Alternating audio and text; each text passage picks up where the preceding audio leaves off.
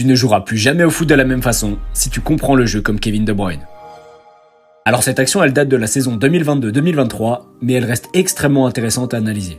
Tout commence alors que l'équipe bleue de Manchester City est en infériorité numérique dans les 30 derniers mètres de l'équipe rouge, Manchester United.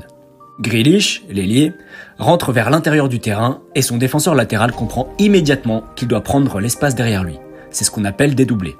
Ici, la passe vers le numéro 3 est possible, mais on voit que le défenseur adverse a déjà bien anticipé cette passe et que son corps est déjà parfaitement orienté pour jouer ce duel. Grealish décide donc de revenir dans l'axe et de servir son milieu, à savoir Kevin De Bruyne. Dans cette situation, où les Bleus sont en infériorité numérique, le schéma préférentiel des entraîneurs est souvent d'aller chercher l'autre côté pour aérer le jeu et trouver des espaces plus libres.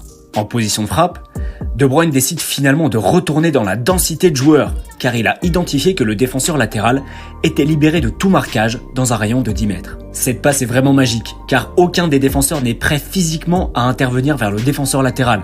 En fait, ils ont tous le corps orienté soit vers l'axe, soit vers leur cage. Et du coup, ils sont obligés de défendre en reculant. La suite aussi est intéressante. Le centre en retrait en une touche est parfait, et le numéro 9 n'a même pas à faire un appel contre appel pour se débarrasser de son marquage, comme l'auraient demandé à peu près tous les entraîneurs, puisque tous les défenseurs défendent en reculant, et aucun n'a le temps d'avancer vers le ballon. Et ensuite, c'est Haaland au point de pénalty, il a plus qu'à pousser le ballon au fond. C'est un classique Haaland.